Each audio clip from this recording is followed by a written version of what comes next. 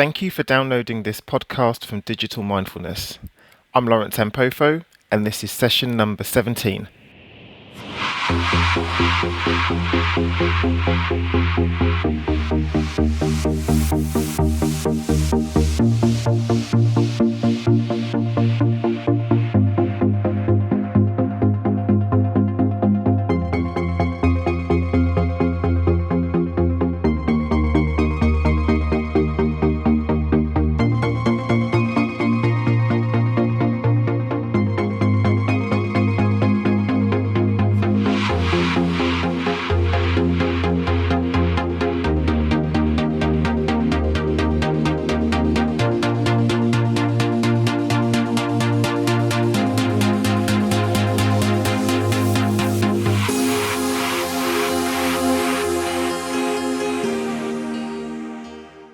Hello and welcome to the Digital Mindfulness podcast, where every week I talk with experts from around the world on ways in which people and organizations can enhance their relationships with digital technologies and digitized societies.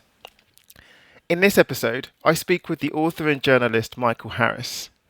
Michael is the author of the book The End of Absence, in which he discusses how, despite all of the changes that we experience, the most interesting is the end of absence, or the loss of lack.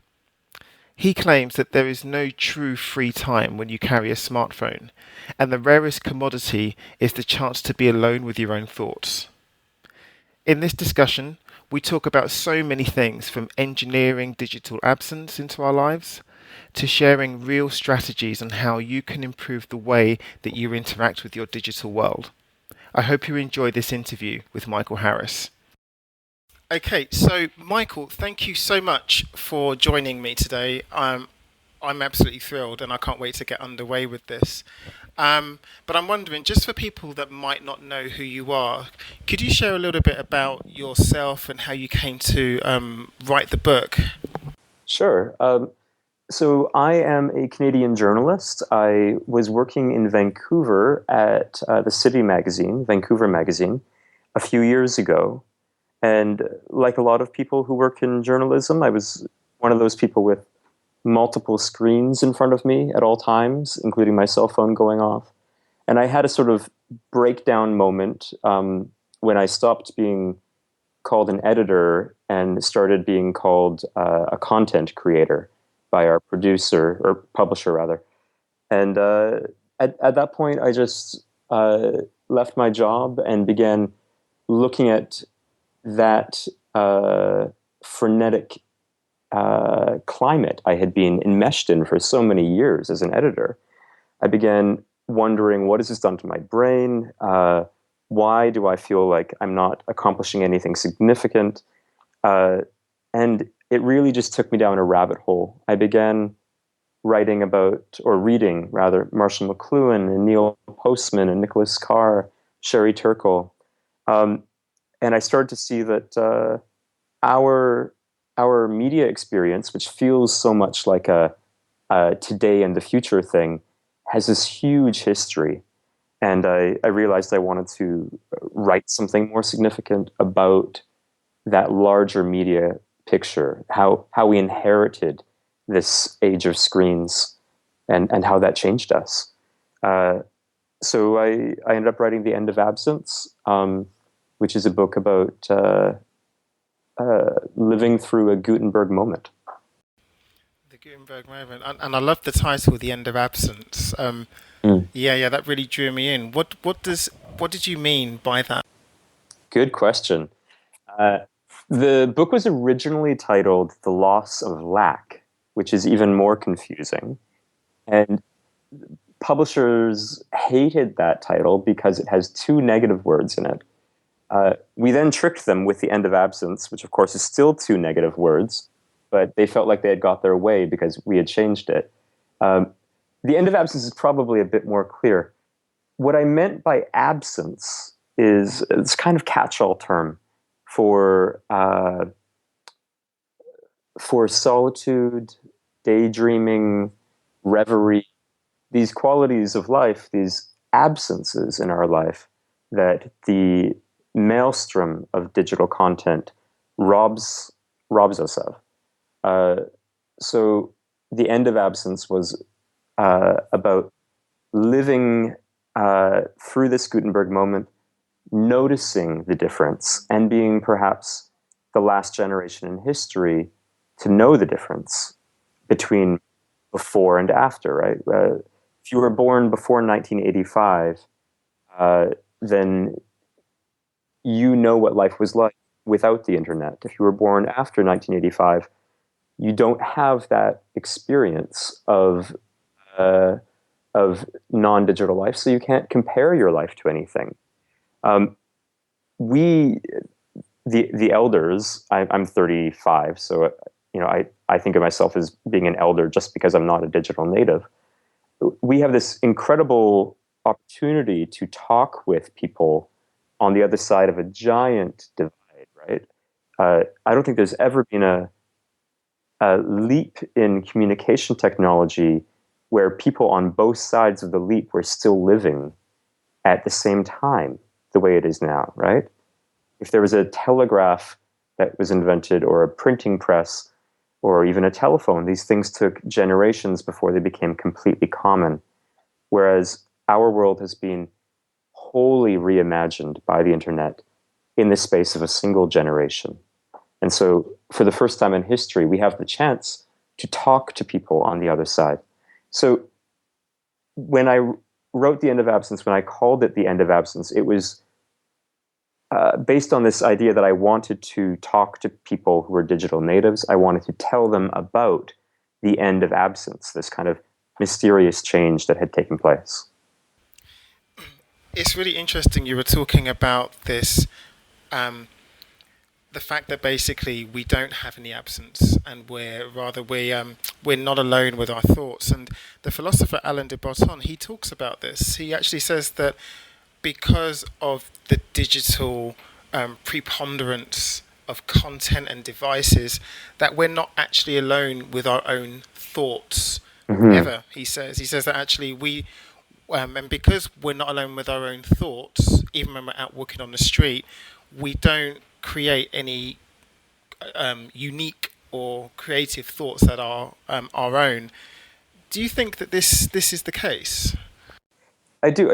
I think that one of the uh, main values of solitude, and that can be solitude in a crowd, uh, is access to fresh ideas. Uh, I mean, think of it this way: when you're online, your entire approval system, the way that you know whether something is worthwhile, is crowdsourced. We know that an idea was good because it was shared. Whereas when you're offline, you are required to develop a personal approval system, or at least an approval system that is more personal. Uh, so I think Alain de Botton is exactly right, uh, that uh, we're robbed of fresh ideas. It's a little counterintuitive because when you spend a lot of time online, you get this massive sensation of being inspired, right? That you have the breath of the world rushing into your little apartment, or your little seat at the back of the bus while you hold up your iPad. You think, I'm getting access to so many ideas.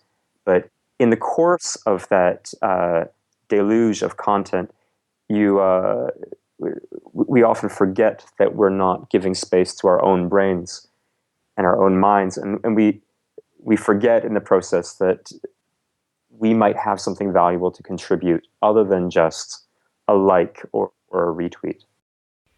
And it's interesting as well because I don't think at any other point in history has rather ideas are incredibly important now, and the ability to express them, like you're saying, in a form other than a tweet or a 140 character Hmm. comment or just a like, that actually um, the problems that we face in the world are just so huge that actually ideas are incredibly important, and if we don't even know how to create them or to create the space to create new ideas, and that's concerning, no? It's concerning for people who believe in language, I think, or who believe in literary language. Uh, I don't know if you've heard of Emoji Dick, but this was a project somebody took on recently where they translated all of Moby Dick into emojis. Uh, and there are a lot of young people that I've spoken with, interviewed, uh, who feel very comfortable translating their own uh, powerfully intimate uh, feelings and ideas into graphics, into emoticons, and then into emojis, and now into GIFs or GIFs. Um, and I think that this represents possibly a return to a kind of hieroglyphic state. Uh, you could argue that it's oral culture returning, or that it's just purely pictorial culture.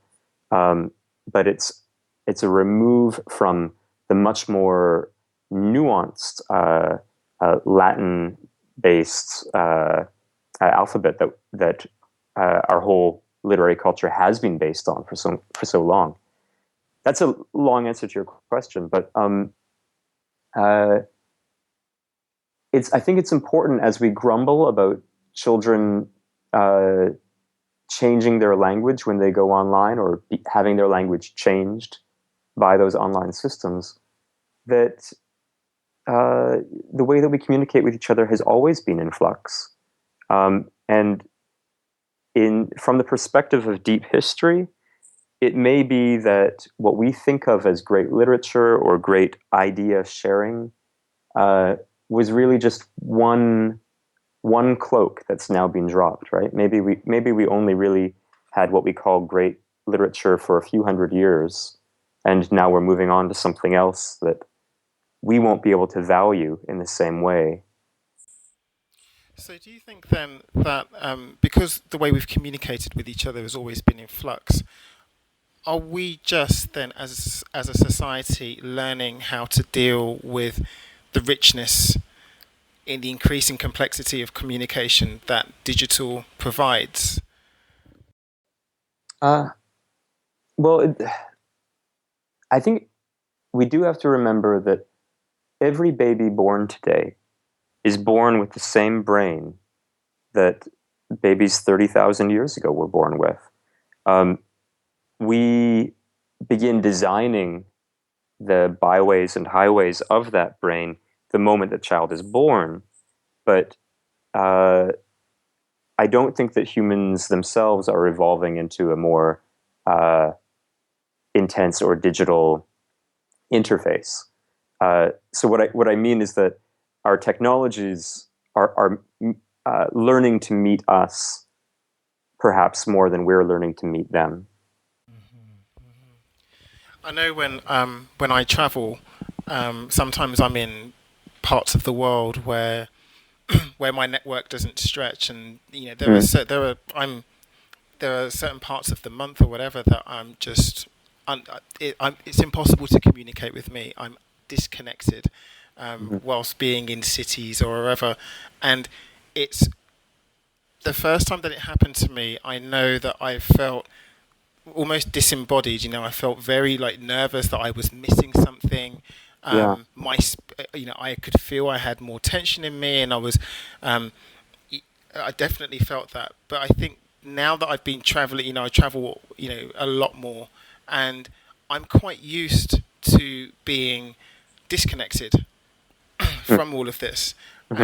And everyone else now knows, of course, that I do travel. So there will be parts of the month when I am disconnected, and so now this feeling that I had of tightness and tension, it just isn't there. Mm. How was it for yourself when you kind of engineered absence, if you like? Well, during my research for the book, I took 30 days off from the internet and my cell phone, uh, Cold turkey. cold turkey. Uh, and this was an attempt to return to 1980s technological reality. So something that I had experienced when I was a child, but that I feared I couldn't return to. Um, And as you mentioned, there was a sort of withdrawal symptom stage. I was extremely nervous for the first week or two, and I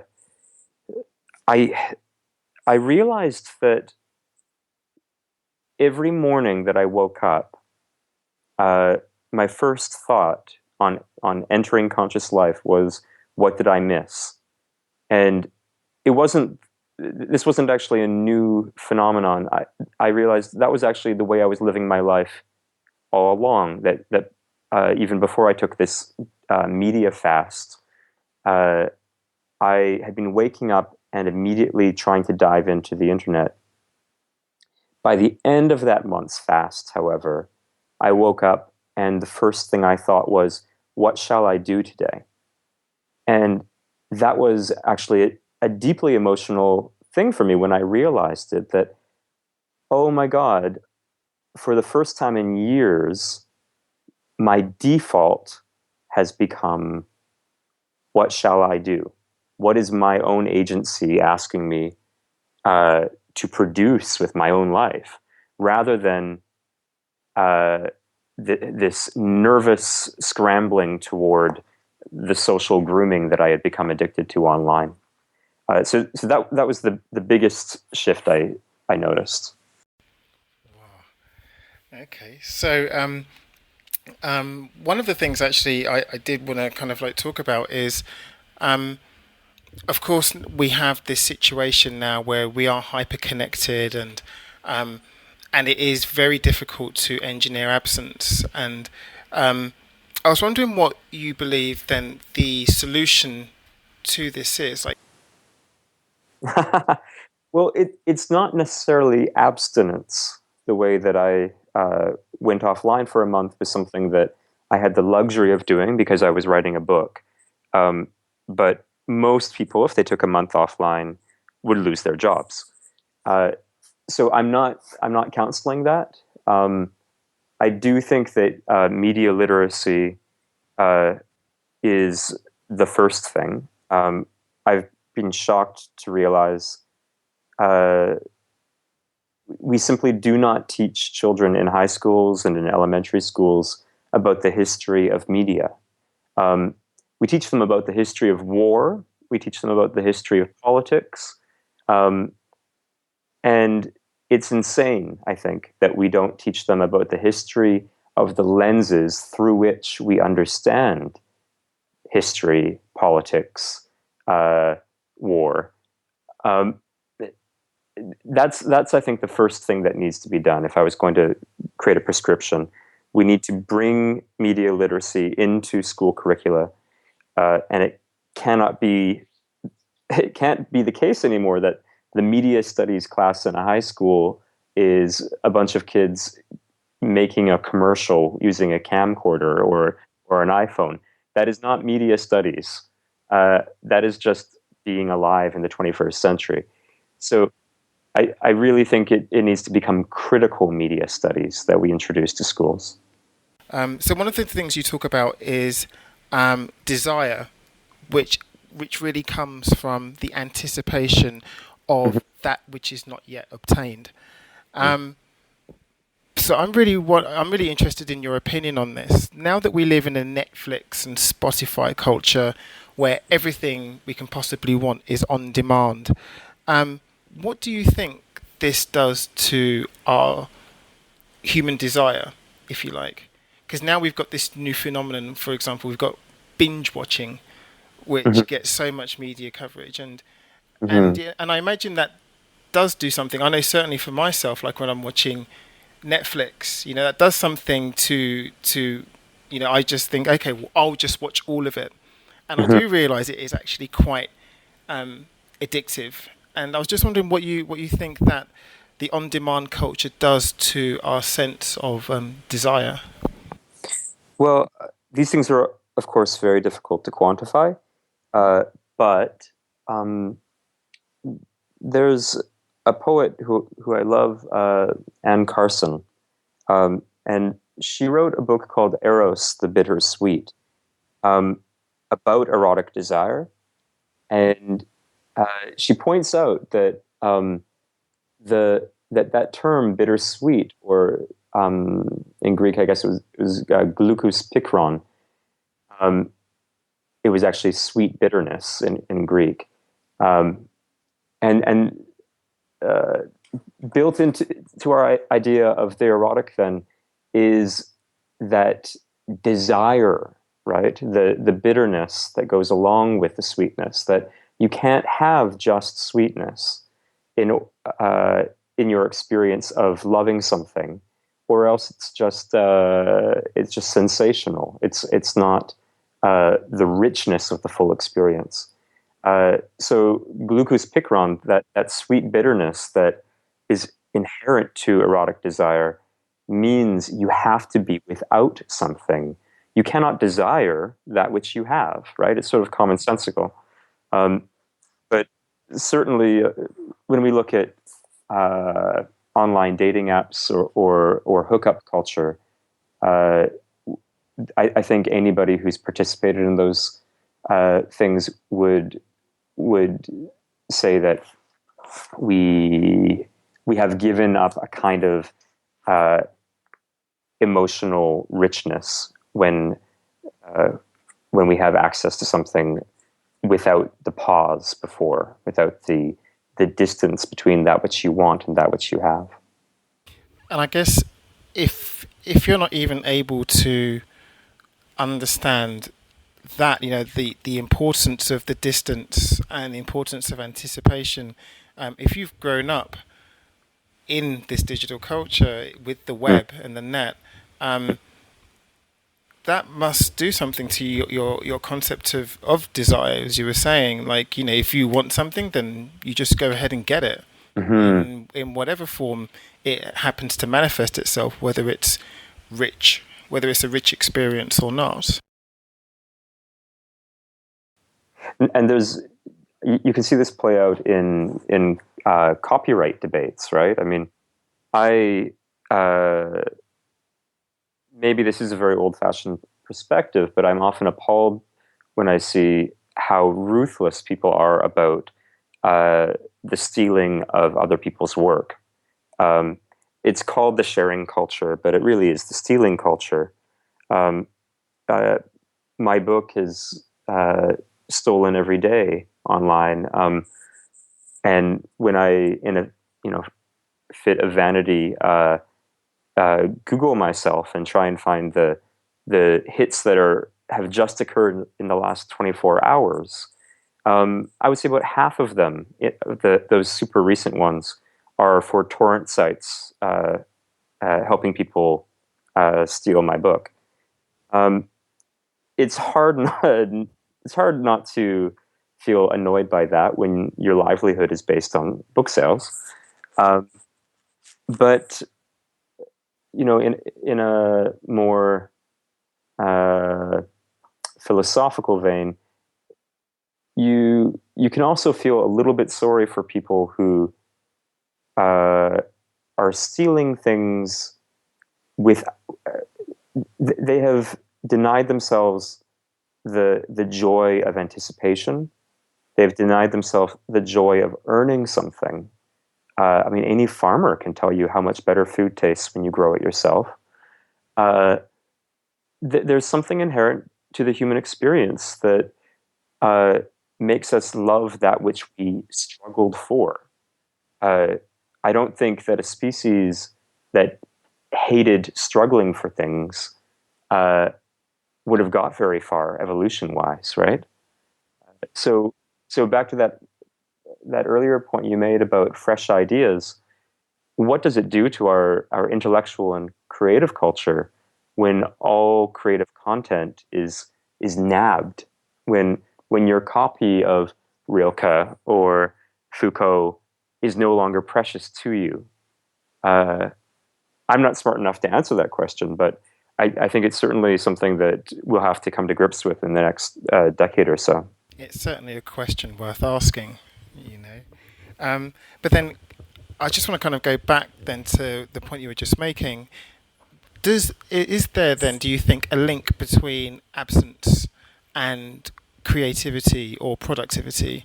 Like, do you think that if we are able to engineer absence into our highly connected lives, that Mhm. um, that you can be more creative or be more productive? Absolutely. It's about engineering a media diet that is optimal to what you want to achieve in life.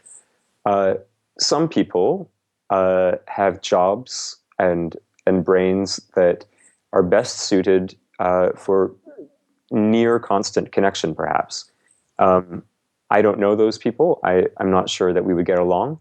But if they do exist, they should uh, organize their lives accordingly. Um, most of us uh, have jobs that require that we generate some kind of original content, and you cannot generate original content um, or have an original thought uh, at the conference table. You have to go out and see what the world is doing, of course, but you then also have to return to the tower. You have to go out into the field and then back to the tower, and out in the field, back to the tower. Um, and maybe I should correct something I just said. I said most of us create original content.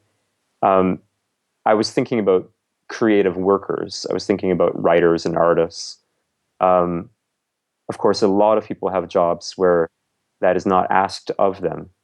Uh, but even if our corporate office jobs don't ask us to be creative individuals, I think we might still go home and sneakily ask that of ourselves. So, okay, so what are some of the tips that you would share with the audience in terms of how they can engineer absence into their highly connected lives? Well, I mean, one thing we could do for children at home is to model behavior. So a lot of people forget that their children uh, will watch them at the dinner table and want to do what mom and dad are doing.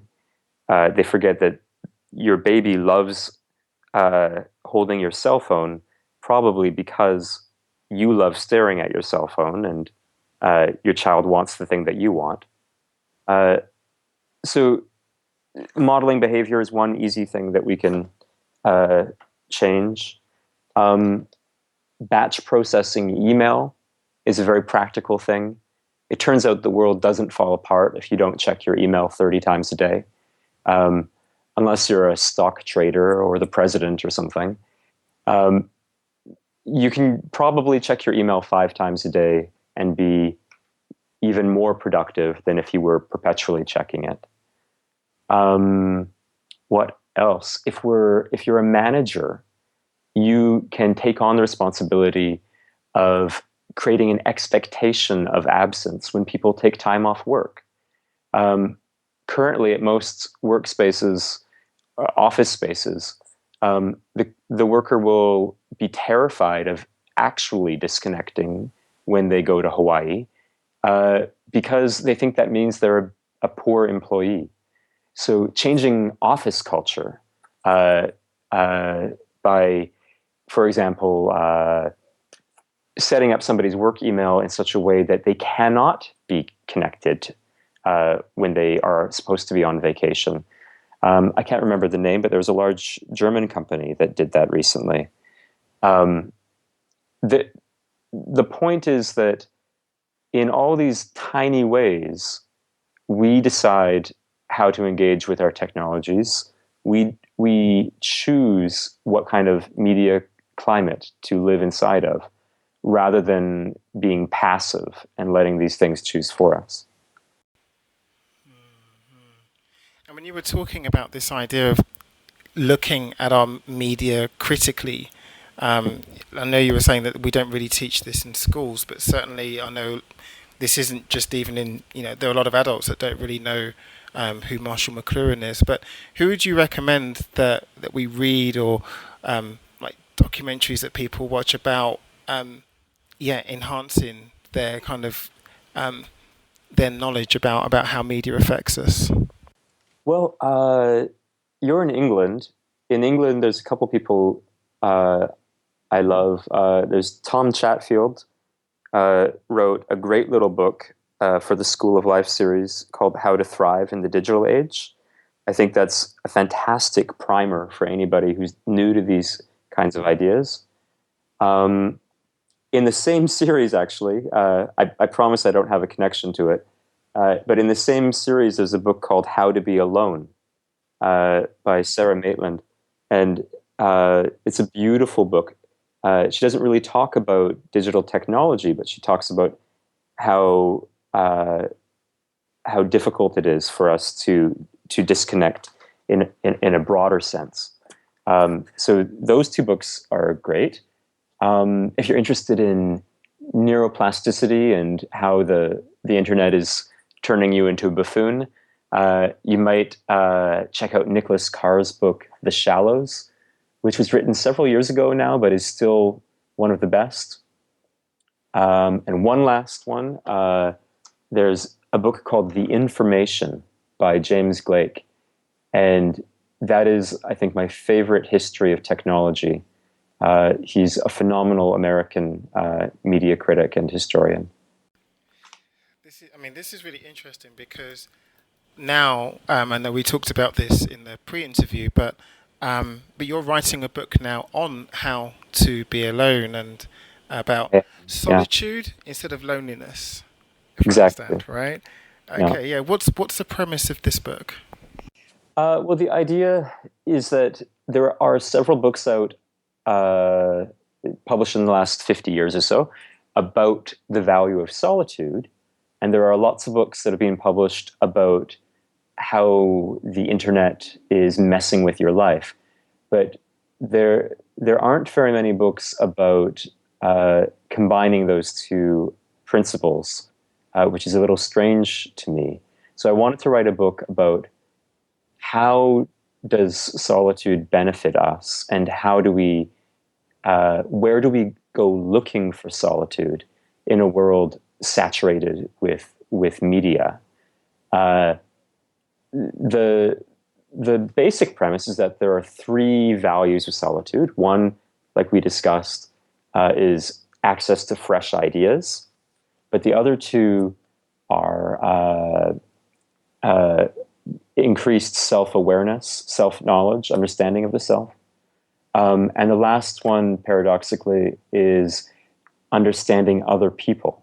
So this idea that we actually have to disengage from the people that we love in order to make proper connections with them. That is absolutely fascinating. That it's this because it dovetails really nicely with the original thesis in the end of absence. That actually we do require that separation, solitude, absence from I, from I don't know from life, from that which stimulates us, from that which we anticipate, Mm. to I don't know to I don't know I can't even finish that sentence. We do require that to be able to engage with it fully, to really be creative and productive and human. Or am I overstepping? No, no, not at all. I uh, think of it this way: we evolved in an environment with a scarcity of sugars and fats and oils, right? And so we began coveting those things, and now we're in an environment where there's a superabundance of those things. And so we got fat and diabetic, and we had to curate a healthy food diet for ourselves. Similarly, we grew up in an environment where, yes, we were always around other people, but it was nothing like the amount of uh, constant, incessant social grooming that takes place today in most people's lives. So we uh, it's bred in our bones to covet those social connections. Those were the connections that kept us alive for so many millennia. And now that we live in an environment of superabundance of social connections, we have to curate that healthy media diet in the same way that in the last century we had to figure out how to create that healthy food diet. So I, I think that's what it comes down to. That it's not technology good or technology evil. It's that in order for us to have healthy relationships with each other, there has to be both. right? We have to uh, get out of this naive stage where it's just all online all the time and begin deciding, when shall I be online? When is it a good idea, for example, for me to connect with my boyfriend when I'm in Paris? When was it a good time for me to just sit with that dinner in Paris and not send an Instagram photo of it to all of my hundreds of connections? Uh, we have to be able to choose when to separate. And until we learn how to make those choices, we won't, as you say, we won't really be fully human. We won't really be masters of our own circumstance.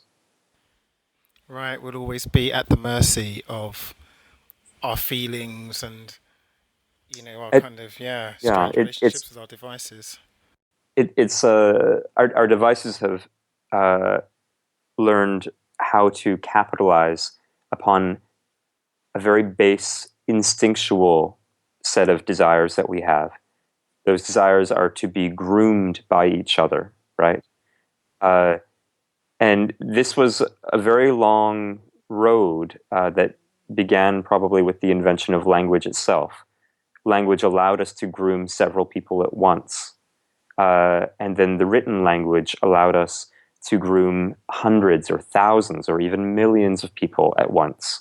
When you think of the kind of social grooming that J.K. Rowling does, right? She grooms the entire planet. But we shouldn't forget that that's what we're ultimately doing. We are uh, covetous of that human hand against our skin, and our communication technologies, whatever they look like, are an abstraction of that desire. I'm maybe getting a little bit poetic now, but uh, I think we have to remember that every little thing we do on Facebook and Twitter uh, can be rooted back to that very basic human desire. And just like we have that basic human desire to consume as many sugars and fats as we can get our little hands on, we we're now at a stage where we have to perhaps question our own instincts. Uh, and that's actually an exciting place to be, because it means that we get to have a little more agency than our genes have. Absolutely. Michael, this is absolutely fascinating. Thank you so much. Where can people find out more about you and your work? Well, there is a website, endofabsence.com, uh, which I am pretty good about updating. So that has a blog built into it, which I update once a month or so. And it's got all the details, I think. That's got all your details. Brilliant. Well, Michael Harris, thank you so much for spending time with us today. I really appreciate it, and good luck with the new book. Thank you. Thank you for having me. There was so much there. Understanding how technology taps into our underlying human desires, and also how important it is for us to question their impact, to take back some control over our lives, is just so powerful. If this interests you at all, please join us for the Humanising Digital Summit in December, where you'll hear from over 20 experts sharing their ideas and their strategies on ways that we can improve the ways that we engage with our digital devices and our digital world. Join me next week when I'll be back and be sharing more amazing content with you. Until next week, take care.